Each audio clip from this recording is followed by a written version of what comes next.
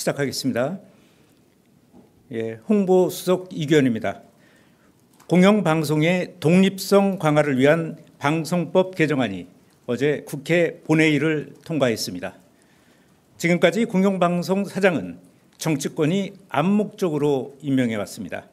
앞으로는 100인 이상의 국민추천위원회가 제안하는 후보 중에서 임명하게 됩니다.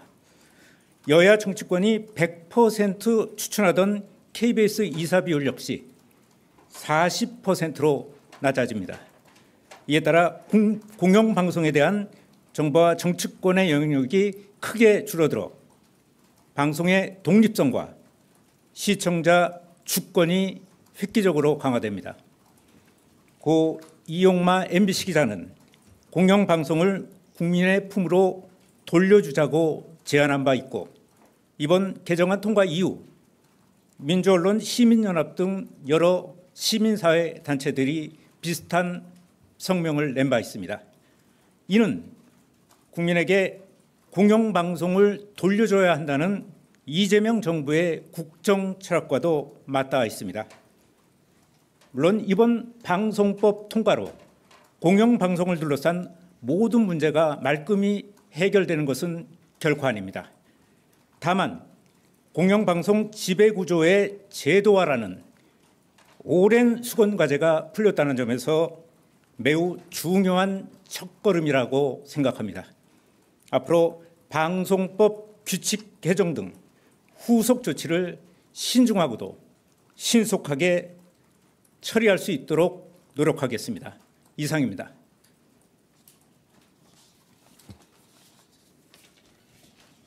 네. 저쪽에서 안 하고 여기서 질문을 하시겠어요? 하세요, 그러면. 네. 네, 미디어오늘의 장슬기입니다. 네. 그 EBS법도 사실 이제 8월 임시국회에서 통과가 예상되는데요.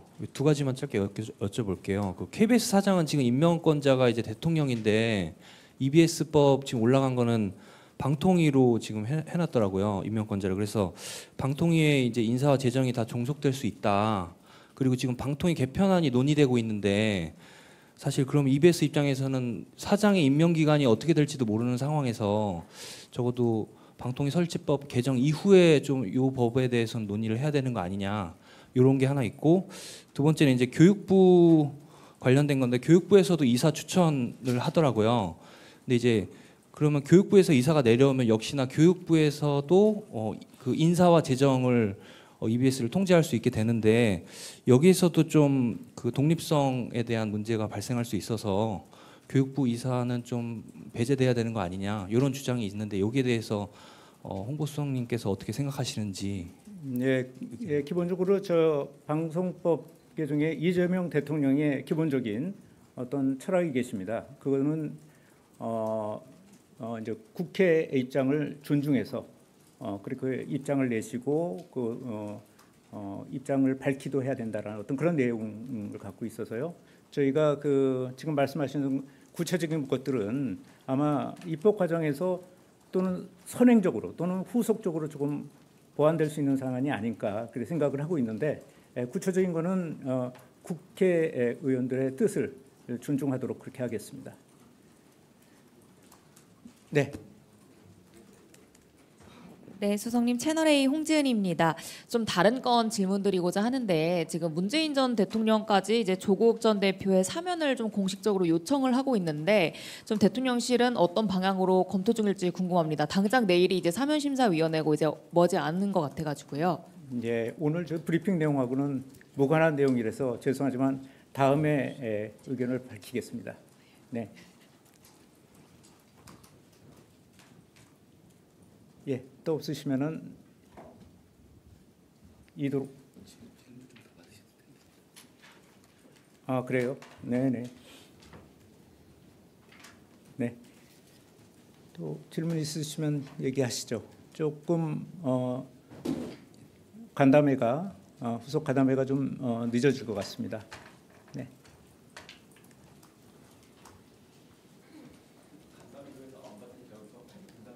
네네네. 네. 이번 건과 관련된 걸 좀 질문해 주십시오.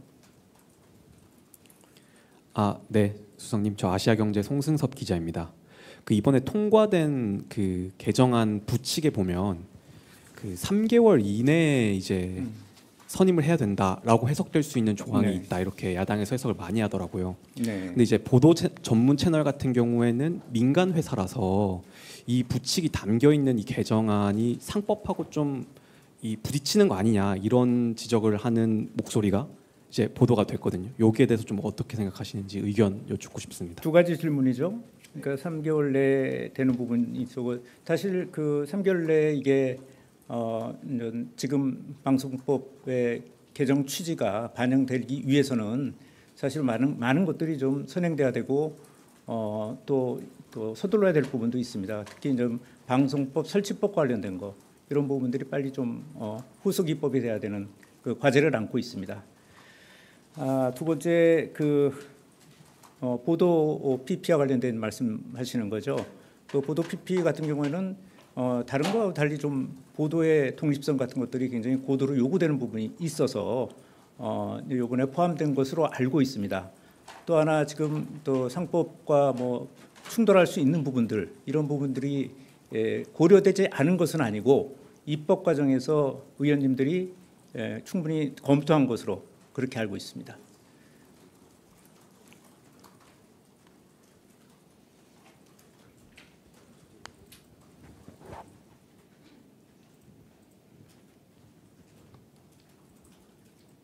네, 하시죠. 네, 수석님, 어메이스 이경태 기자입니다.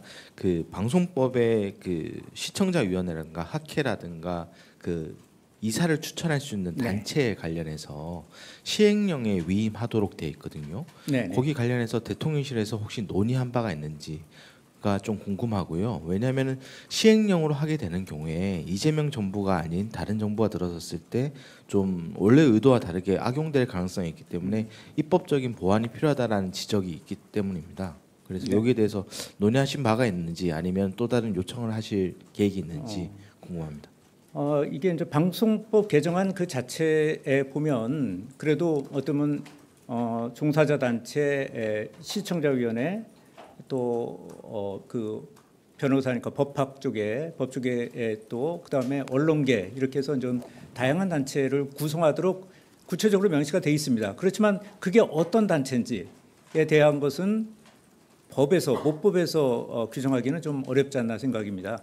그래서 그거를 시행령과 시행규칙에서 그걸 명시를 해야 된다고 봅니다. 그래서 후속 조치라는 것은 바로 제가 말씀드렸던 아까 후속 조치라는 것은 바로 그런 어떤 구체적으로 보면은 이사회의 학회, 변호사, 교육단체 뭐 이런 것들은 뭐를 해야 되는 건지, 또 예를 들면은 시청자 추천위원회, 그러니까 사장 추천위원회에 여론조사를 해서 결정이 될 것 같은데, 그런 여론조사 기관의 기준은 무엇인지, 또 편성위원회의 구체적인 어떤 그런 방식은 어떻게 돼야 하는 것이, 이런 것들은 전부 시행령 규칙에 의해서 규정돼야 될 사안으로 봅니다. 모법에 집어넣기는 너무 구체적인 사안이죠. 그래서 그와 관련된 어떤 그 시행 규칙과 관련된 논의가 진행돼야 되는데, 지금 좀 방통위가 아직은 1인 체제에 사실상 지금 심의하기가 어려운 구조로 되어 있기 때문에 이런 부분들을 빨리 해소를 해 나가야지만 됩니다. 그렇다고 해도 방통위가 기본적으로 손놓고 있을 만은 없는 거고요. 그래서 이런 그 규칙에 관한 부분, 시행령 규칙과 관련된 부분들은 안은 좀 만들고 있는 중으로 알고 있습니다. 방통위 내에서. 네, 있습니까? 예.